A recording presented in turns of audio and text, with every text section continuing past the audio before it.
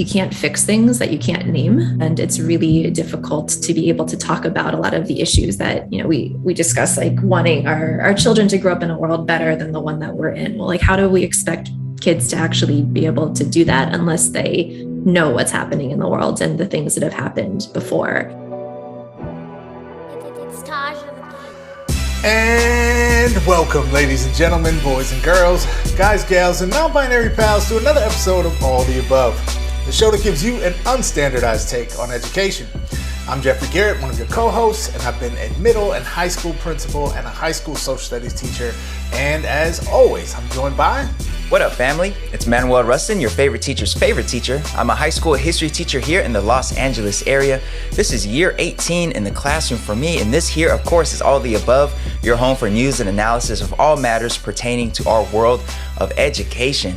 Shout out to those of you who might be tuning in for the very first time. Shout out to those of you watching on YouTube or listening through your favorite podcast streaming app. We would love to remind everybody that if you are enjoying these conversations that we're having here on All the Above, please do take a moment to go down and hit that thumbs up or that 5-star review or what have you, because that makes a big difference. We're feeling the love here at All of the Above. We love that our audience is growing, and we just love y'all so much. Jeff, don't we love our AOTA family, our growing AOTA family? Yes, indeed. It is a bold, beautiful, growing family, as you said, and honestly, one of the sources of great not only learning and sharing, but also pride in my life, man. We get to connect with so many amazing people out there, educators from all over the country, and heck, even people in other countries. So it's a beautiful thing. Yeah, man, for sure. Well, Jeff, we are here for another full episode. We have only got a couple of days left of Black History Month. We're here already at the end of February. Jeff, February just flew by. We've only got a couple more days to get any Black history in before it gets shut down for another year. Actually, if it ever even is allowed again. So I don't know if you have any last Black history messages or tidbits that you'd like to put out there before they shut this joint down for the year. I would just like to remind everyone that every month is Black History Month. And so contrary to the conspiracy theories of our brethren and sisters on the right, we ain't going nowhere. Okay. All right. I'll take it.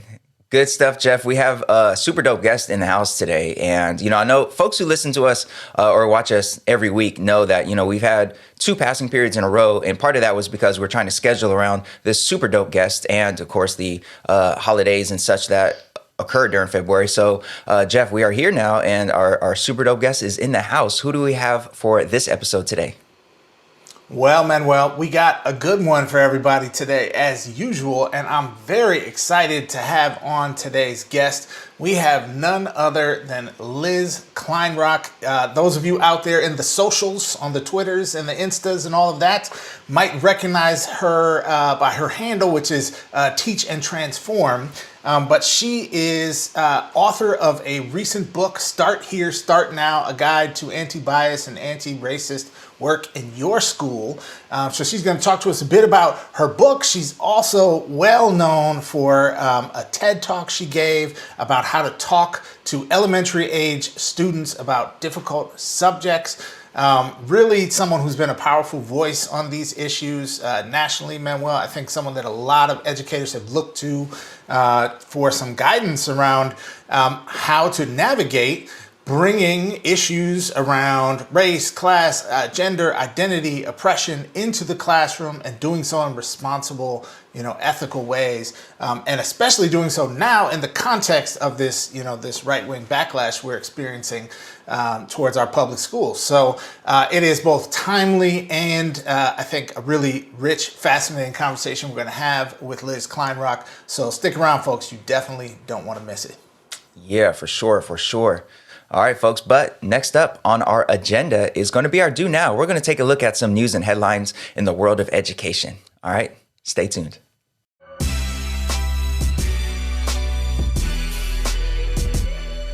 All right, folks, it's time for today's Do Now. Let's take a look at some recent news and headlines in the world of education. Jeff, how are we going to do the Do Now today? Well, Manuel, today we're going to take a little attendance. We got a roll call. We got to see who's in the building, present and accounted for here today on All the Above. Hey, sounds good. Sounds good. Let's see who's here. You know, that Omicron wave came through and we had a lot of quarantining. We had a lot of students out and, you know, a lot of folks are back in the building now. And, you know, according to, I guess, every expert and every decision maker out there, I guess the pandemic is all the way over because we're done with masks and all that stuff. So just go out there and breathe in. Let's not even go there, Jeff. Let's not even go there. Let's just take attendance. Keep your N95s, people. Man. Locked and loaded, okay? Oh, man. It's like, haven't we been here before? This whole oh, we're good now. Oh, wait, no, we're not. Oh, but too late. Yeah. Anyways, let's take attendance, people. Let's take roll. First name on today's roster for today's roll call, Jeff, is George Soros, to be exact. George Soros. Okay. This is a name I know well. This is, as I understand it, the single person who is responsible for everything evil in the world, right? George Soros?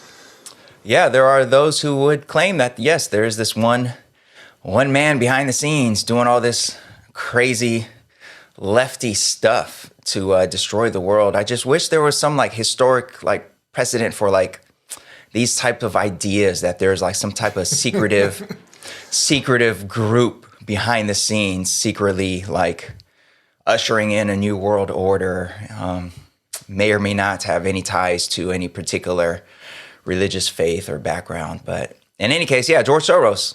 There are folks out there who think he's the one behind everything bad, everything lefty, everything woke. And in this case, this story relates to folks trying to dig in and get all the information they can from school districts to try to see if they can uncover and find those devious plots to usher in cultural Marxism and all that lefty, liberal, woke stuff. So, Jeff, this is a really interesting and also kind of troubling, or more than kind of troubling, story that comes out of Minnesota. I don't know if you are familiar with Minnesota, Jeff. It's the land of 10,000 lakes, I believe.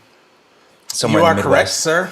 You Yeah. are correct. Intimately familiar with Minnesota, including some of the communities referenced in this article, which it's a little bit of a long article, I have to say, but it's fascinating. So click the link down below and definitely read, folks.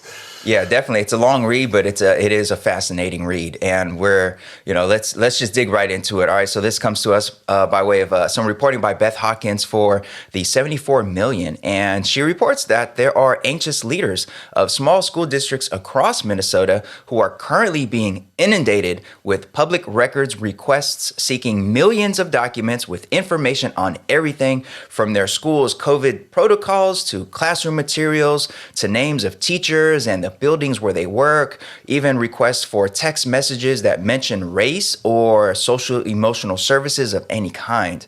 Now, districts report that the cost and labor required to fulfill the requests have skyrocketed in the last 6 months. For example, school leaders in Rochester Public Schools warned that it would cost an estimated $900,000 to fulfill one 41-page request from the local group called Equality in Education. So, we know what they're about. They're about equality, Jeff. But that group is searching for materials mentioning a broad range of subjects, including critical race theory, equity, and anything with, quote, a sociological or cultural theme. Anything with those themes, Jeff. They want those documents. They want those texts. Now, typically a Freedom of Information Act request is only a page or two, and this 41-page request is a lot.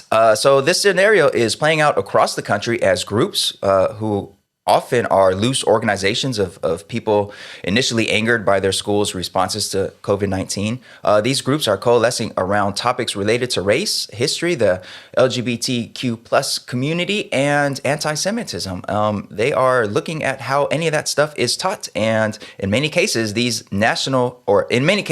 are national organizations that are coaching people on filing their requests.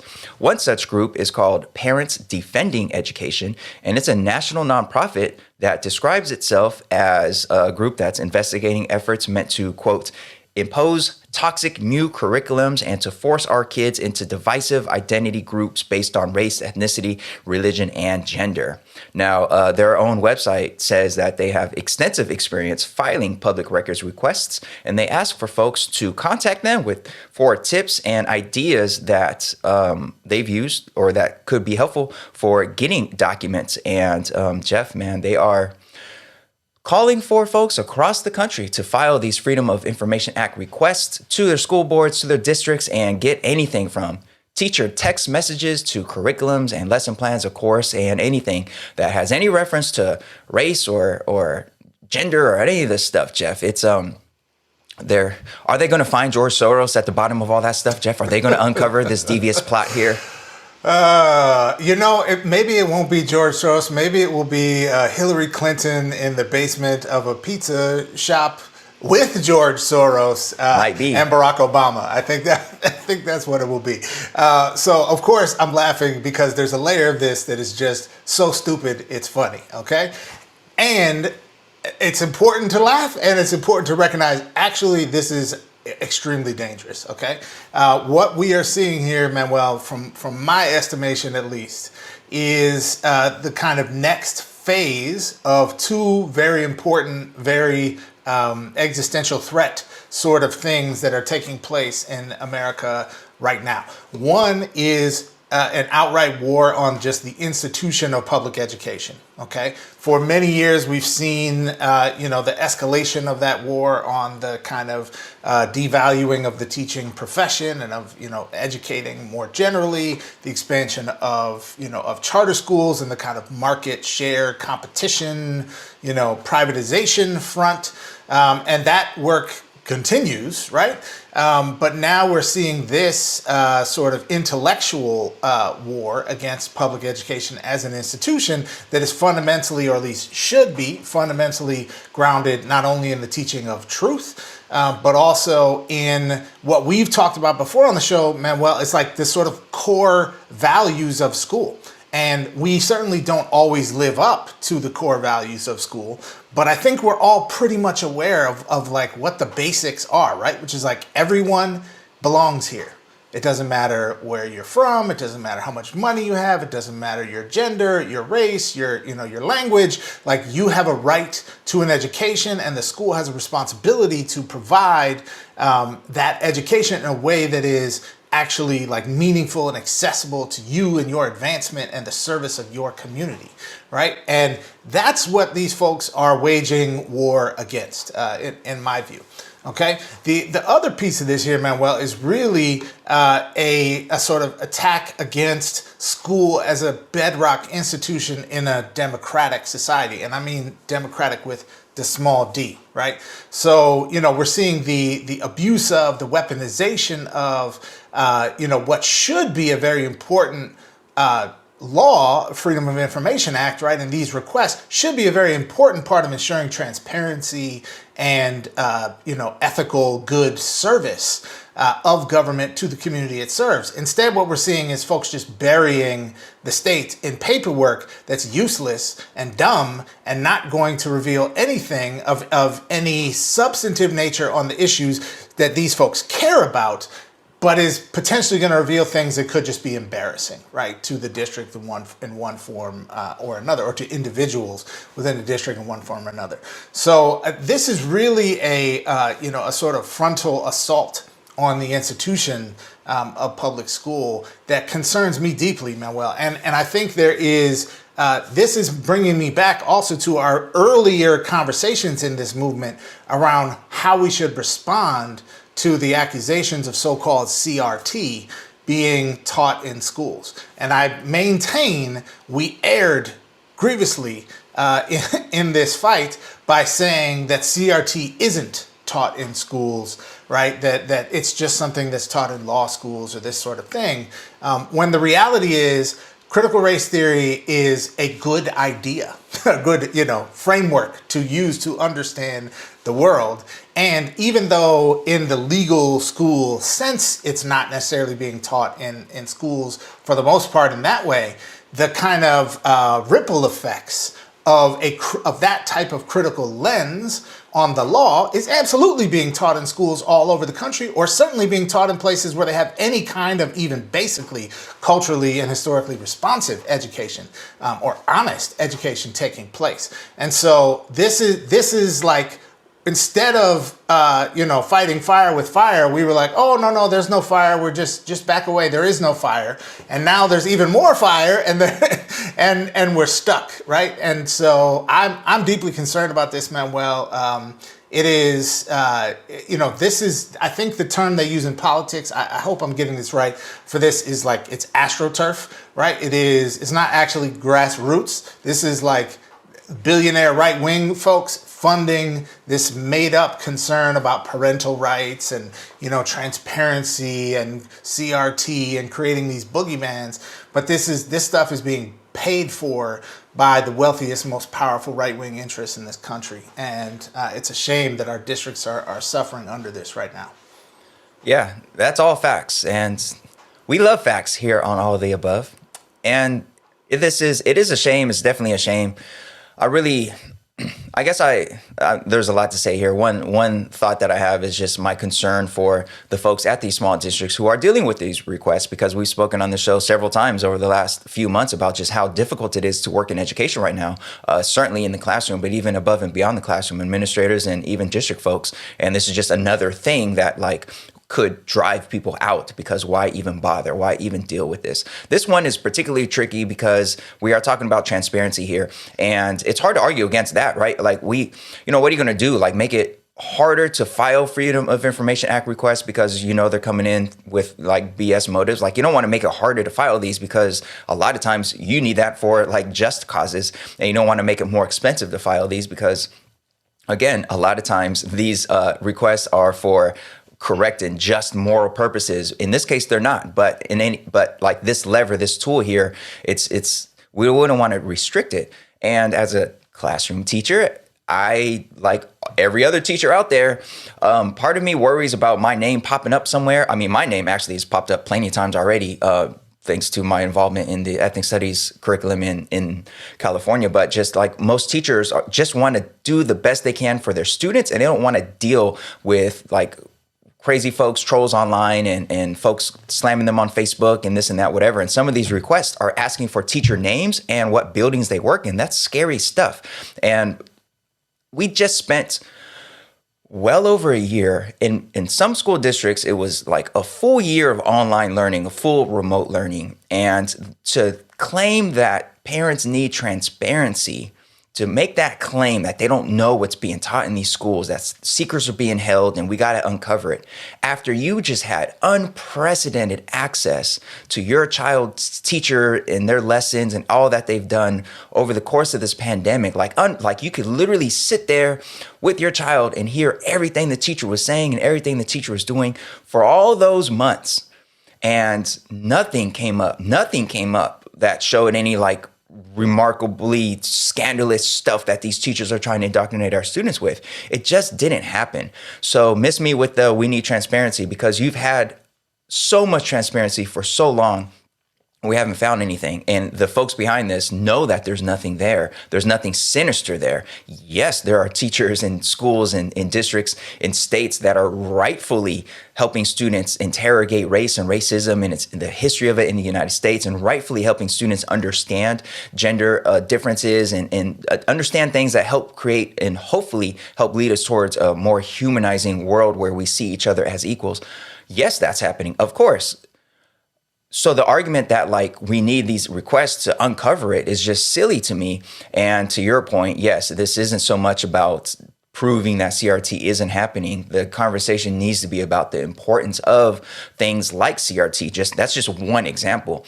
Now, most districts and most school sites and most states, I imagine, have lists of approved resources. They have their frameworks, they have their standards. All that stuff is already public. If anybody wanted to know, for example, what I'm teaching in my classroom, the California frameworks or what I'm following, the California state standards or what guide that, and any book, any stuff that's being used in my classroom is on some list already of approved documents and approved resources.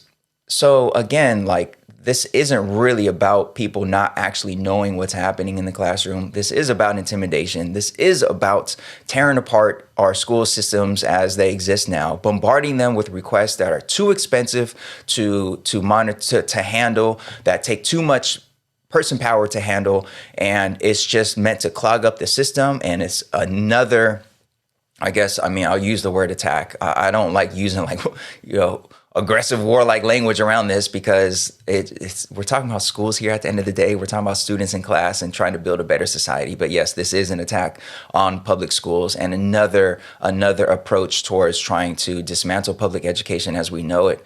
It's really unfortunate. It's really shameful. It's scary, and it's kind of funny also. It's just like funny, the notion that someone's going to file this 41-page request and think they're going to have like a gotcha moment, like, I gotcha, they're teaching about Rosa Parks and they were doing that outside of Black History Month. What were they even like? Come on, man. Just come on.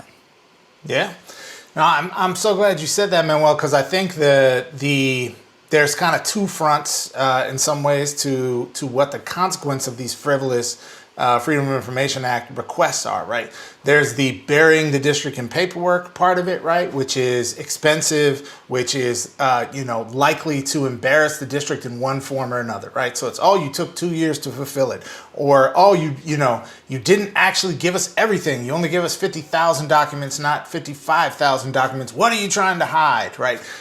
So there's just the inundate, make it expensive, and embarrass the district side of things. But then there's also just the chilling effect that this has, right? And I think that may actually be even more so than the sort of bury them in paperwork and raise the cost side of things. For sure. Might be the real thing they're after, right? Because the reality is, as you said, first of all, school is more transparent today than it's ever been historically.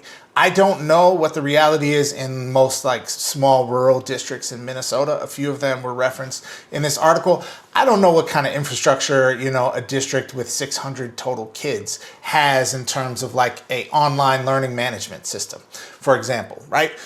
But in larger districts, which is where most of the kids are in every state in the country, right? It's urban and suburban school districts.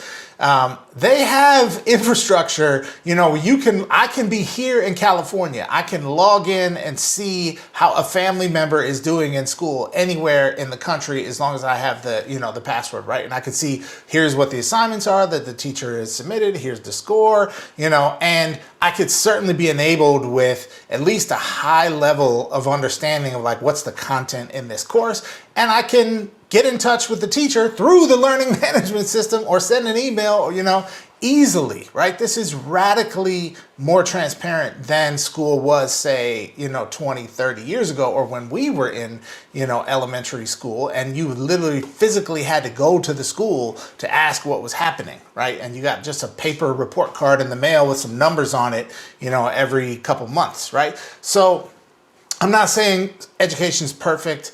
I don't want to, throw the baby out with the bathwater, so to speak, and get rid of these transparency laws. But I think we also have to go on the offensive against these just very frivolous, right-wing, racist, white supremacist attacks against the institution of public school.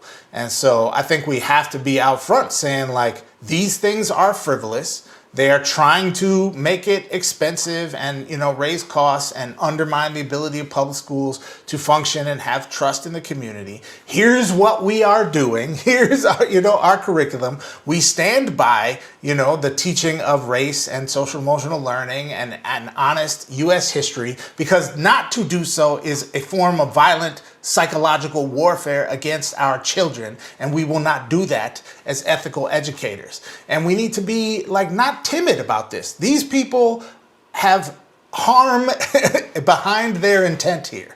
Okay, there's nothing ambiguous about this. We need to take it seriously and go on the offensive against these kinds of attacks. And I'm frustrated that it doesn't feel to me like we're seeing that. We're not really seeing that, and part of it is because we're just trying to survive right now as as educators in the system right now. Like there's so much that educators are having to focus on and having to do to help support students through this pandemic and through all the calamity around the world, that like these other battles, man, it's quite difficult. And there simply isn't that like big money leftist like organizing, astroturfing to like do something that's equivalent from another perspective. Like that exists on the right because there's a lot of promise there politically. Like this is stuff that we saw what impact it had on the election in Virginia. Like this is stuff that gets voters out there. This is stuff that gets people fired up. And like for that reason, there's going to be a lot of investment in this by political operatives on the right. On the left, I think not so much. And because of that, it's just like, I'm doing what I can in my classroom. I'm doing what I can in my school. I think most educators will say similar. And it's difficult to also be involved in this, whatever is going on nationally, as folks try to get these records and try to get these laws passed and try to put these schools and teachers on blast and all that stuff. Like it's just so much to deal with. And it's just, again, it's shameful and it's highly unfortunate. And we'll see where this heads, I guess. Yeah. My one final question for you, Manuel, before we move to our next story here is, did you get your Soros check in the mail yet? Not yet, and I keep checking because then I'm like, maybe it's direct deposit, and I keep looking. I don't see it. So, yeah, that's crazy because I didn't get mine either, man. I thought we were on the payroll, crisis actors and whatnot, right? Yeah, man. I thought there's all this money funneling down. I thought, sheesh, man, where's my money at? Still waiting. Yeah, still waiting. All right, Jeff, we have somebody else on the roster for today, Jeff. So who do we have next for today's roll call? Well, Manuel, next up is maybe less of a person and more of an idea. It's a conceptual roll call. Conceptual, okay. And next up on the roll call is that little voice in the back of your head, Manuel, that just speaks ever so slightly sometimes. That little voice in the back of your head. How'd you know about that little voice, Jeff? You've been talking to that little voice? Get out of my head, Jeff. Get out of my head. Yes, I have been talking with that little voice, and that little voice has let me know that in this particular case, its name is implicit bias, Manuel, with a tinge of racism and perhaps other isms. So yeah, we're gonna jump into this, Manuel. This is a fascinating story that's coming to us out of LA School Report. So let's dig into it here. The story is by Kevin Mencken, and it is covering a study by Vanderbilt professor Jason Grissom and University of Virginia professor Brendan Bartonen, I hope I pronounced that correctly, focusing on teacher evaluation in the state of Tennessee. Now, this study was published in December by the Journal of Policy Analysis and Management, and it found that bias has contributed to lower evaluation scores for thousands of teachers across the state of Tennessee. Even when controlling for differences in professional qualification and student testing performance, the study found that male and African American teachers were rated lower than their female and white colleagues. So the study's very comprehensive, lots of statistics, but in a nutshell, it showed significant gender bias with women being evaluated more favorably than men, as well as racial bias with white teachers being rated more favorably than their African American colleagues. As a way of demonstrating the effects of these gaps, the researchers theoretically credited African American and male teachers with the points that they evidently lost due to bias during classroom observations. Ultimately, 9% of all male teachers would have ascended to the next threshold on the 5-point measurement scale that the state uses, including 1/3 of all males rated at level 1 and nearly 1/4 of males rated at level 2. Said the co-author Grissom, the difference between a level 1 and a level 2 score is very likely the difference between you getting to come back to your school next year or not. The difference between level 2 and level 3 might be the difference between you being on probationary or non-probationary status. So the magnitude is large in that sense. Now, it is important to note that Tennessee was chosen as a site for this study, partially because they first rolled out their teacher evaluation system in 2011 as an early recipient of the Obama and Arne Duncan era Race to the Top grant. Now, folks might remember that that program incentivized states to institute teacher evaluation systems that considered student test data as part of a teacher's evaluation and coerced states into lifting caps on charter school expansion. So, Manuel, I thought this was a fascinating study, fascinating article. It is, it raises like both some really interesting questions and also lots of slippery slopes potentially to go down. So I'm very curious to get your thoughts about this. Yeah, Jeff. Well, as you know, we are a video platform, but also audio podcast platform as well for this show. And, the podcast listeners maybe perhaps have never looked at the video, and maybe somebody will right now be learning for the first time that, Jeff, you and I are both black males.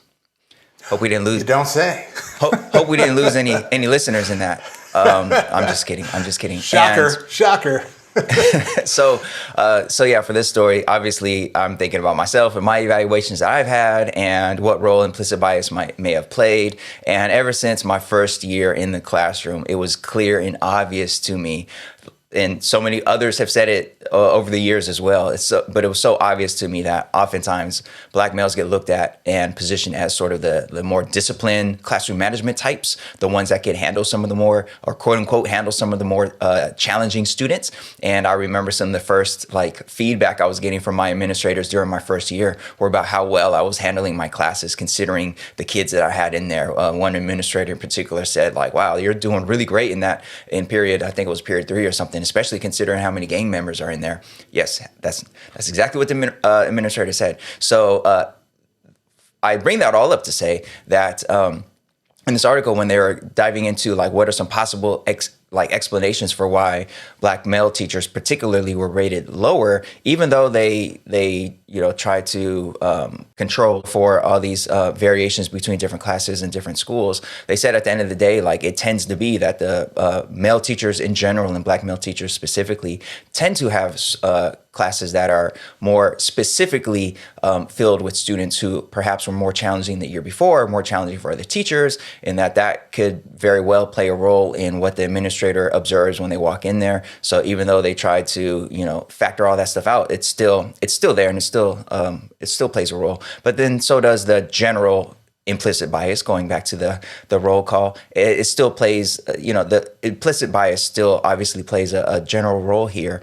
And this shows a lot of things. For one, it shows, we talked about a few episodes ago, how difficult teacher evaluations are, especially if they are influenced by that sort of inner feeling that an administrator gets when they walk into a room, that sort of just sense of just their own reading of the room apart from any kind of diagnostic tool that they have for the actual evaluation. Of course, implicit bias is going to seep in there.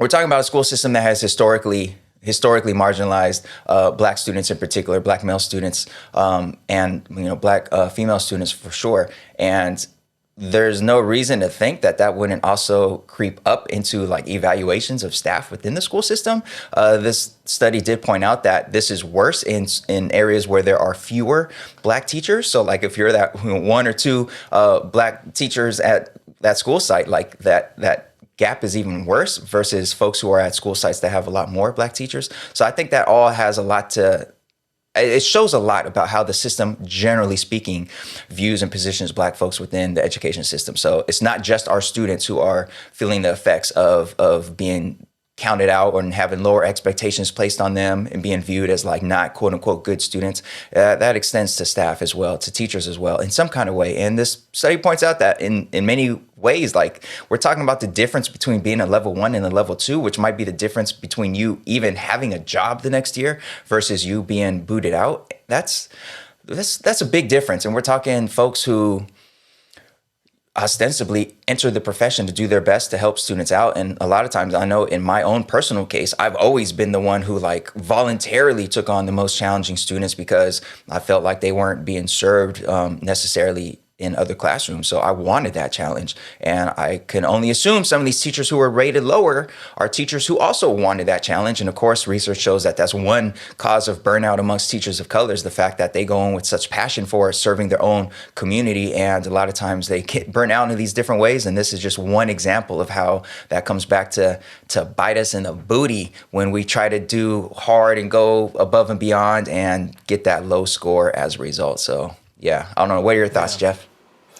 Yeah, I think what you're naming here around the issues with teachers of color. So this study was just looking at black versus white teachers, right. So not necessarily other groups. But it is true that black teachers tend to be more concentrated in schools that are serving communities that are more historically underserved, communities where the needs are more acute in terms of service from the school site, communities that have frankly been grappling with oppression, race and class-based oppression for for decades, generations, right? And that has a huge impact on a person's ability to be, sort of quote unquote effective in the eyes of an evaluation system. And the study authors did speak to that, right? So that very much resonated with me, and I have to believe and imagine that is at least a significant factor in this equation. Part of what was most interesting to me about this study, Manuel, is the intersection of race and gender. So the article has a graph showing essentially the ranking of like which demographic groups, were sort of highest ranked and which were lowest ranked, right? And it was white women, then black women, then white men, then black men, okay? So that I thought was interesting, Manuel, because it did make me wonder, are there some, like, what's behind the gender bias aspect of this, right? And are there potentially some aspects of what the teaching profession is that we associate more with, sort of traditional female or feminine gender roles that that men may not express in doing the work, things like nurturing, things like expression of emotions, some of those sorts of things. And does that impact a person's, albeit subjective, assessment of the quality of instruction that they're seeing, right? I think we've all had, experiences with a great teacher who was just like extremely sort of motherly, right? For lack of a better term, right? And on some level, do we just have a hard time seeing a man playing that role, right? So I don't have any data, let's just be clear, I'm speculating here, but I wonder if there's something going on there, right? Because it was interesting to me that, that rank order, right? White women, then white men, then black men. So it seems like clearly there's some racial bias that the authors of the study are accounting for, but that, the ranking of black women above white men made me think, that's interesting, because we don't necessarily always see that type of a pattern in things where there is some racial bias at play. And I wonder if it gets down to some of our sort of internalized notions of what we expect a teacher to be and how we expect a teacher to sort of emote or demonstrate with their class, and the gendered nature of that expectation, and if that's at play here. I don't know what you think about that. Possibly. I mean, I think the study did mention that it could also be about the sorts of classes that male teachers more often teach versus women teachers. I think like CTE classes, I think it said something about, just tech classes, things like that, which might be a little more, I don't remember the exact phrase that was used, but it said something about classes that generally speaking get lower ratings no matter who's teaching it in terms of on their evaluations. But I'm sure the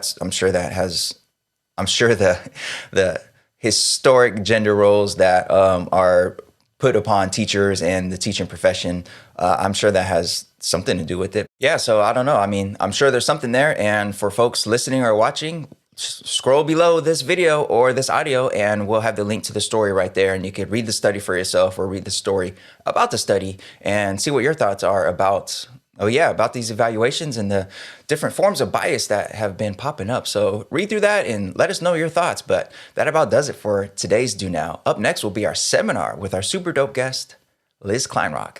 Stay tuned.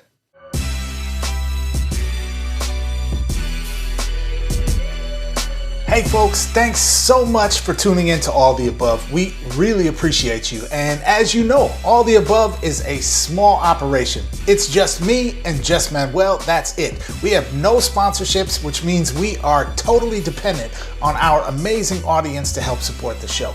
So here's what you can do. Go to our website, which is aotashow.com/support. That's aotashow.com/support. There you can find links to everything you can do to support the show. You find all the links to every platform that we're on where you can like, subscribe, follow. Make sure you share our show with your whole network. Also, you can donate there. We are on Venmo. We're on Cash App, and most importantly, you can find the link to our Anchor page where you can become a monthly patron. Even a small donation once a month will make a huge difference in helping us continue to produce the show. Lastly, you can find there the link to get your flyest, best, latest, all the above show merch. Okay, all you gotta do is go to aotashow.com/support. Thanks, enjoy the rest of the show.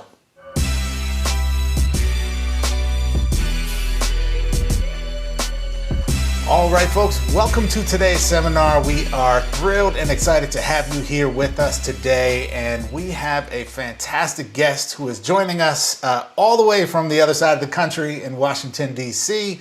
It is none other than Liz Kleinrock. Welcome, Liz, to All the Above.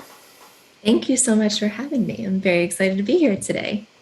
Yeah, well, the excitement is mutual. And folks, let me tell you a little bit more about Liz. Liz Kleinrock is an anti-bias and anti-racist educator of both children and adults, and creates curriculum for K-12 students, specializing in designing inquiry-based units of study. In addition to her work as a classroom teacher, Liz also works with schools and companies to facilitate learning for adults that supports anti-bias and anti-racist practices. In 2018, Liz received the Teaching Tolerance Award for Excellence in Teaching, and in 2019 delivered her TED Talk, How to Teach Kids to Talk About Taboo Topics, which has received to date over 2 million views.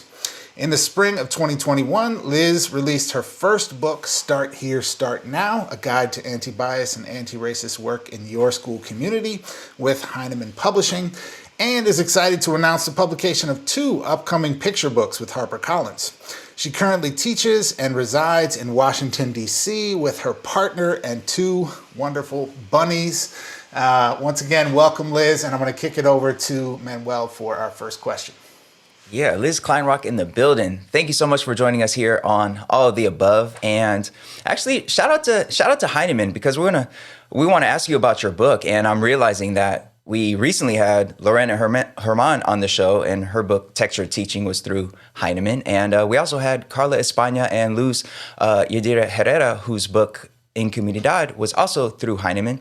I think we've had a few Heinemann fellows in the past. Minjung Pei comes to mind. So shout out to Heinemann. We see you out there doing dope work. So Liz, yeah, your new book, Start Here, Start Now, a guide to anti-bias, anti-racist work in your school community.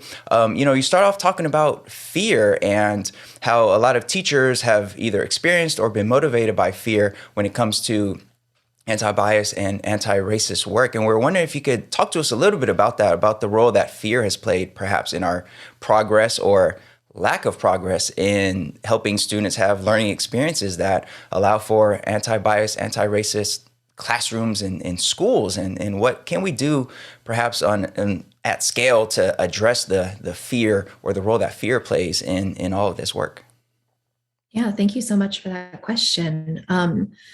I think if you just take a look at what's happening, like on a very large scale across the United States, like the bills that are happening in Florida, in Indiana, in Texas, teachers are receiving a lot of messages that they should be really afraid of talking about aspects of identity like race and gender, issues like systemic racism or homophobia or transphobia in their classrooms.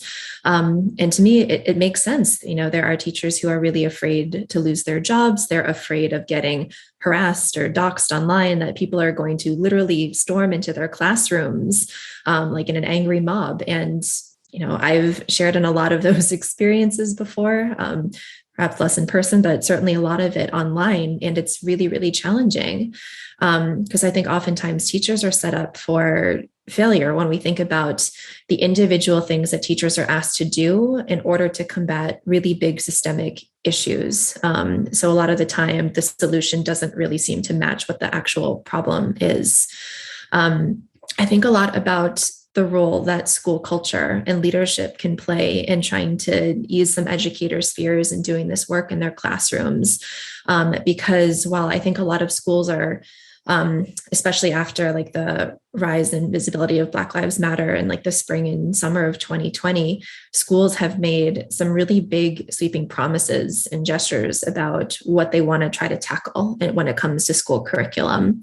But a lot of the places that I facilitate or consult for, I think are so eager to get into anti-racist curriculum or like classroom teaching practices, but are not really addressing the culture of the school when it comes to things like communication and accountability and vulnerability and trust. So if you are telling teachers that they need to be completely revamping their day-to-day curriculum and units of study, to talk about all of like these issues in classroom, but people are being shamed or made examples of, or the administration or leadership doesn't support teachers when parents or community members lash out in really negative ways, then it's not really supporting teachers, I think, when it comes to long-term in this work, and ultimately puts pressure on teachers to do a certain thing, but without giving them that support. And on the other hand, I think that looking back at the history of all the things that have happened in the United States when it comes to the marginalization of certain groups of people, there's a lot of fear that we're going to end up reverting back to the same old patterns and behaviors because people aren't educated to know better. It's really hard to change things if you're not aware of what's happened in the past. So I think, fear can be a motivating factor in some ways, but it's also something that is holding us back that I think really needs to be addressed as an underlying issue. Yeah, definitely appreciate that. And Liz, I can imagine for some of our viewers, they might see you and say, oh, I recognize her, I've seen her before. And if that's the case, it is probably from your TED Talk in 2019, which has, I think, over 2.2 million views now. And the TED Talk was titled, How to Teach Kids About Taboo Topics. And I want to ask you about something you said in that talk that really stood out to me. And that is teaching kids about equity in schools is not teaching them what to think. It is about giving them the tools, strategies, language, and opportunities to practice how to think. And I think as a former social studies teacher, that very much just resonated with my kind of soul and spirit as an educator. But also, I think, especially in this kind of charged political moment we are living through now, I wonder if you can share some insight into how you apply that to your practice, particularly around issues where there kind of is a sort of moral right answer, right? So if we're talking about something like slavery, or we're talking about issues where maybe the kind of morality is more clear, that there is a sort of right and wrong perspective, how do you still apply that kind of lens to your teaching and your practice? Thank you. That's such a great question. And also in my family, we joke that 1 million of those views were my mother. So I'm not actually sure how many people actually watched it. Well, shout out to mom. She's doing her part. Oh, she is. She could be my publicist for sure.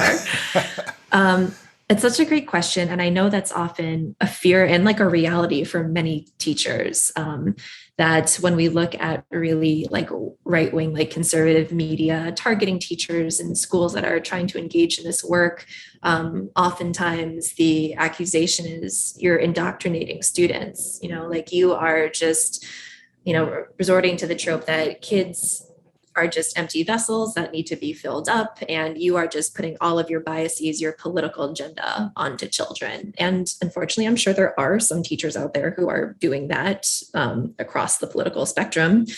But in my classroom, in order to avoid that, I try to teach from an inquiry-based perspective whenever possible. And for folks who are less familiar with inquiry, that means that I might come in to a unit or a lesson, like knowing what the overall topic or theme is going to be, but spend a lot of time talking to students about what are their biases, or what do they think they know about a particular topic or subject before we actually dig into it. And then we generate questions based on their prior knowledge or understanding or even misunderstanding.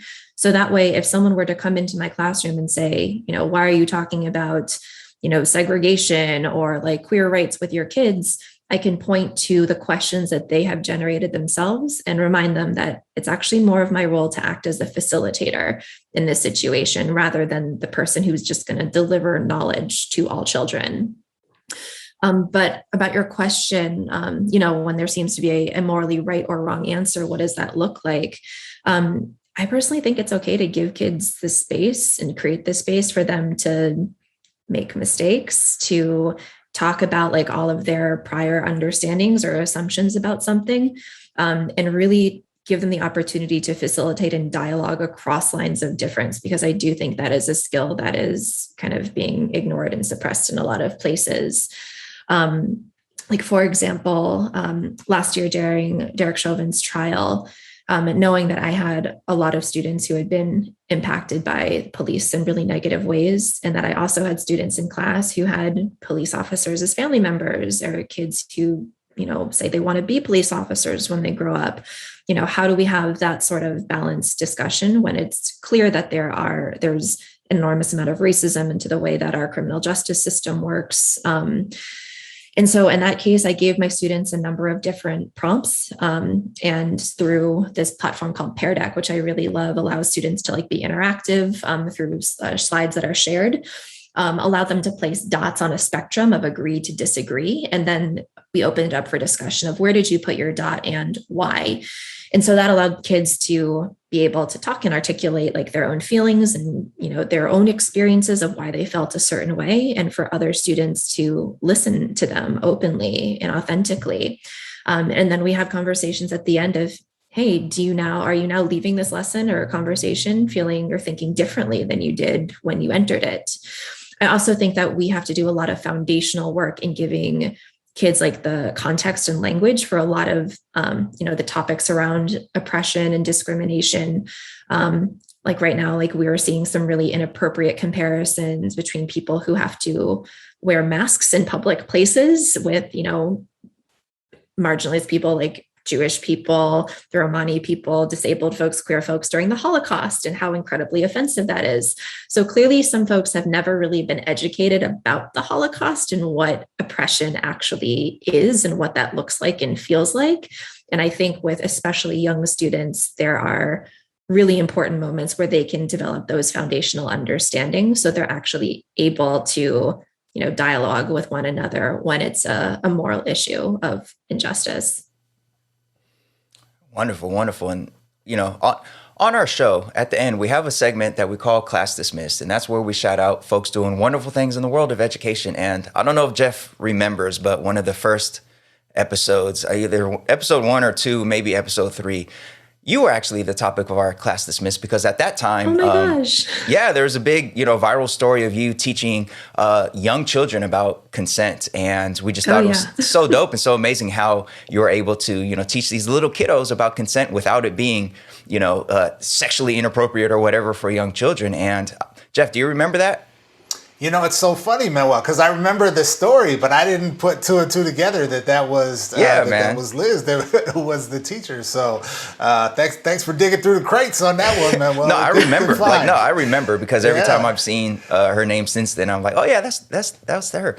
But in any case, I bring that up because I teach mostly 11th graders and 12th graders, and teaching them about consent or teaching them about slavery, sexism, genocide, oppression, a lot of these really big, serious topics. Most people, even today, even when a lot of these topics are being banned left and right in different states, a lot of people agree that like older students, 11th and 12th graders in particular, that they should learn a bit about that and that they can, quote unquote, handle those conversations. But a lot of folks think that the younger students aren't ready for that or shouldn't really be exposed to those topics and those themes at a young age. So, as somebody who, at least to my knowledge, came across my radar as somebody who's teaching young kids about a very serious topic, what are your thoughts about, or how do you respond to people who say like, yeah, but these kids, they're just too young to learn about racism. They're too young to learn about genocide. What is your reaction or response to those folks? So many things, some that I will censor because this is a podcast. I'm far from the first person to say that if, for example, if students of color are young enough to experience racism, then I think all students, regardless of their age or identity, are young enough to be able to talk about it and to make sure that they're also not contributing to it as well. I think that you can't fix things that you can't name, and it's really difficult to be able to talk about a lot of the issues that, we discuss, like wanting our children to grow up in a world better than the one that we're in. Well, like, how do we expect kids to actually be able to do that unless they know what's happening in the world and the things that have happened before? I could also cite a number of different child development studies that show like very concrete pieces of data about the ages children are when they begin to notice physical differences, when they begin to make social decisions based on those differences. Like by kindergarten, many students are actually showing the exact same racial biases that are mirrored with many adults. Feel free to Google it. I promise I'm not making it up. And truly, when I hear adults say that kids are too young or they're not ready, they're not comfortable, what I'm really hearing is the adult saying something about themselves, not about kids. My experience with working with children, and now this is my 12th year working in schools, is that kids get really, really pissed when you tell them that they are not capable of doing something or that they need to be, protected in a certain way from like particular subjects or learning about people who are, similar or different from them. I do think that regardless of the topic, there's going to be an access point for anybody. And with little kids, part of why I love teaching is because it's like constant problem solving of trying to figure out what is the access point, like what can I talk about in order to have kids more closely relate to the topic at hand, to form those personal connections and for them to get, personally invested as well. The example that I gave in the TED Talk is like, I'm not going to talk about like mass incarceration and like racism and like the justice system with like first graders, but what are like those foundational understandings that need to be in place in order for kids to later have a conversation about, racism and the justice system in the United States. And for me, that starts with understanding that when somebody does something, there could be a punishment or there could be a consequence. And those two things are not the same. And we need to be able to understand that before we take a look about how people are sent to prison in the United States. And we also need to understand the difference between something being fair and something being equal. And that's an understanding that I think any 5 or 6 year olds can understand. And, if you gave me any sort of topic, I promise you I could probably find some sort of access point for kids. Even last week in a PD for my school, our facilitator asked us to think about how you would teach a lesson about the insurrection on January 6th from last year. And I did not personally find it that difficult to find an access point of like where to start that conversation with little kids. But I do think that a lot of it also comes from practice too, being comfortable with improvising and knowing that a perfectly acceptable response to a child of any age is, I actually have no idea what the answer to that question is.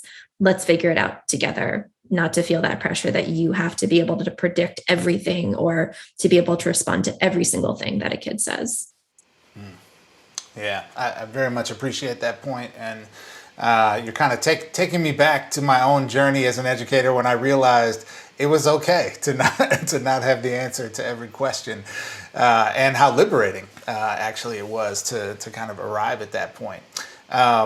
So I guess kind of an extension almost of the previous question is, we are living now through this era of sort of right-wing extremism and kind of backlash against the efforts at progress that have been made towards creating culturally responsive, humanizing school environments and classroom environments with these, bans on the 1619 Project or critical race theory. We've even, got Florida going as far as outlawing making white students feel discomfort in the classroom in discussions about issues of race or identity. So I'm curious, as someone with your kind of wealth of expertise and experience on these matters, what you think the impact of these kinds of laws is or is going to be, and also how you think educators should respond. No, it's so hard, because I feel like if I take a step back and look at like the big macro picture, what I see from all of these states is really politicians trying to dismantle public education. Like, we are going to see mass exodus of teachers. We're already seeing that because of pandemic burnout. I heard about the law in Indiana this week that teachers are going to be required to submit like a year's worth of lesson plans up front. First of all, no one does that. And who's going to read all of those too? Like, it makes no sense. But all of these messages that this type of, teaching and education is not only not welcomed, but is going to make your life a whole lot harder too, if you decide that this is the hill that you're going to die on.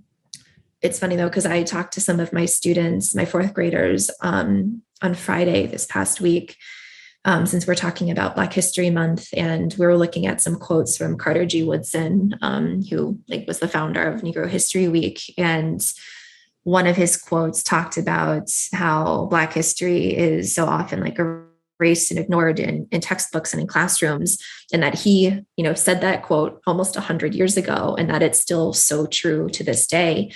And I was talking to my students about all of these bans on different topics. And that, of course, because they're children and they're curious, their question is why? Like, why would any state or district want to ban this history?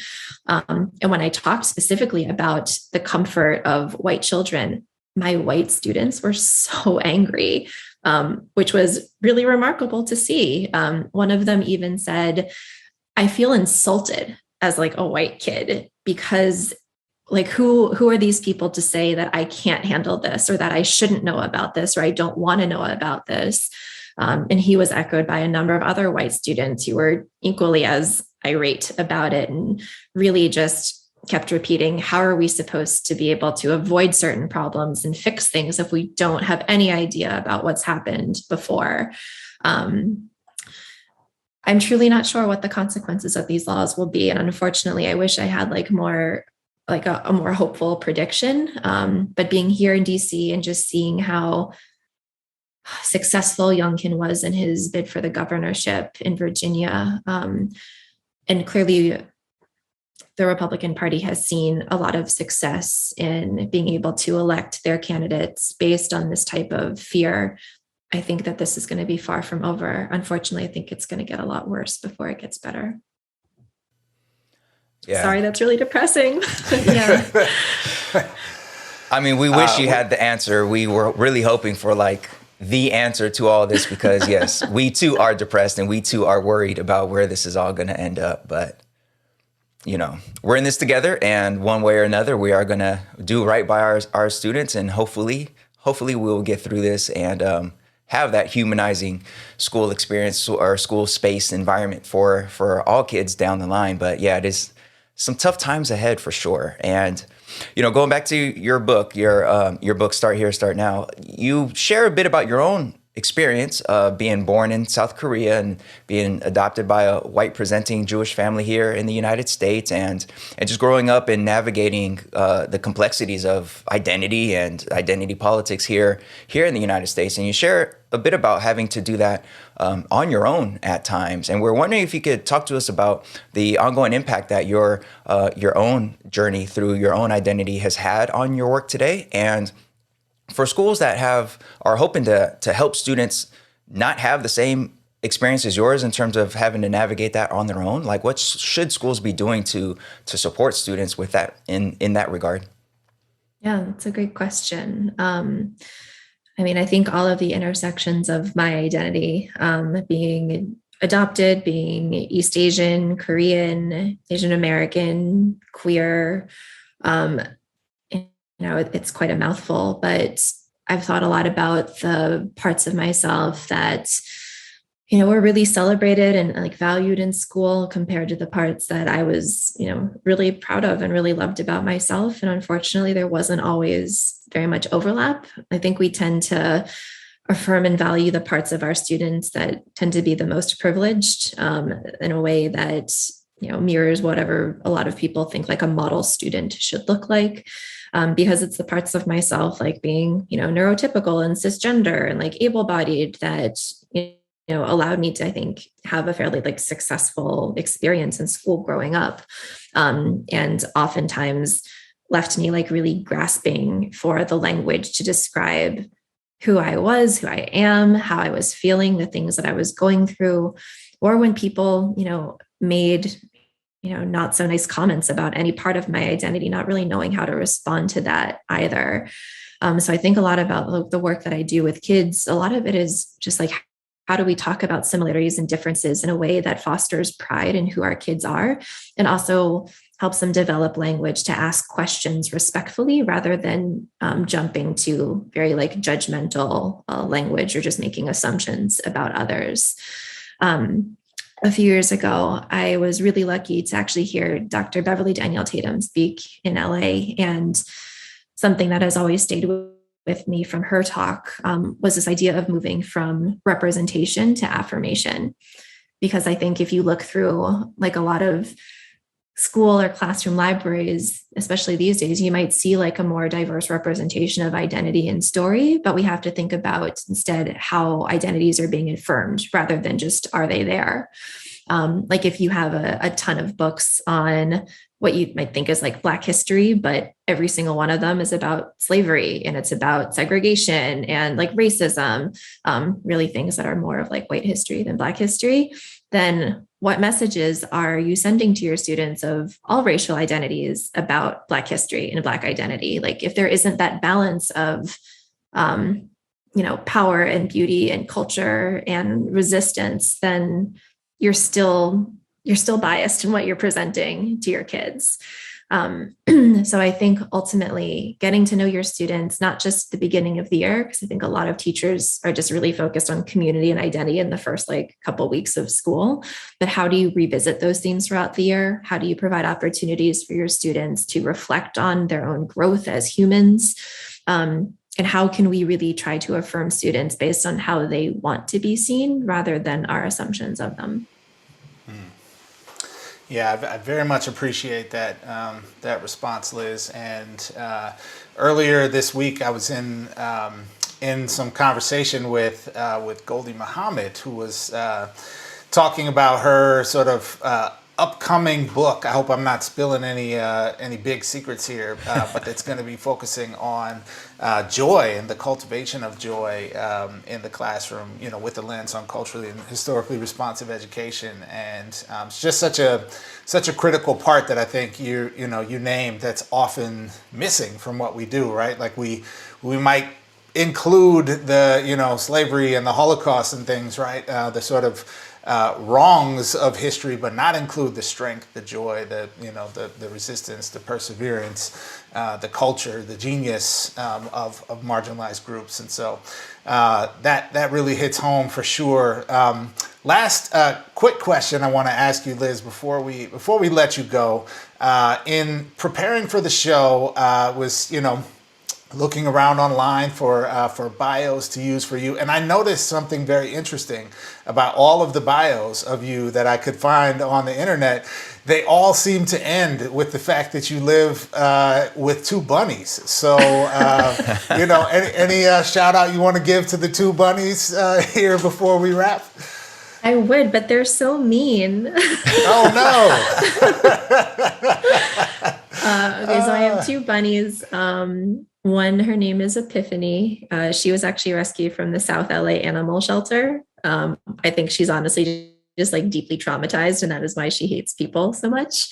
And then another one, Blue, who got like maybe 6 months after her, when we found out, my former partner and I had adopted her, and found that she was incredibly destructive in our household. And having a partner has definitely chilled her out quite a bit. And so she has someone to hang out with. But Blue and Epiphany, they're super cute, but they are not as cuddly as I would hope bunnies would be. It makes me like really mad when I see all these really cute bunny videos, like from TikTok and Instagram and stuff, of people who can dress their bunnies up in costumes and their bunnies like come up on the couch and cuddle with them. And mine are just like glaring at me from the other room and run away whenever I walk by. Wow. So. Well, it's good of you to include them in your many bios, nonetheless, Liz. But Liz Kleinrock, author of the book Start Here, Start Now, well-known TED Talk speaker online. Thank you so much for joining us here on All the Above. Thank you so much for having me. All right, folks, that's it for today's seminar. Thanks so much for joining us. Next up is our class dismissed. Stay tuned.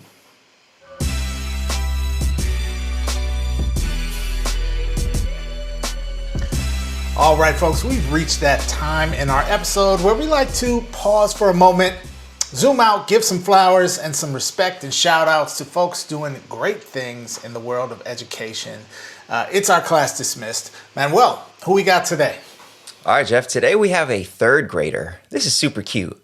Third grader, little kid by the name of Dana Boone out there in Florida, in Orlando, Florida. And him and his mother, Sharnetta Starr is her name, they took the periodic table of elements and they replaced each element with a figure in Black history. And they created a periodic table of Black history, and each element is honoring somebody super dope in Black history, past and present.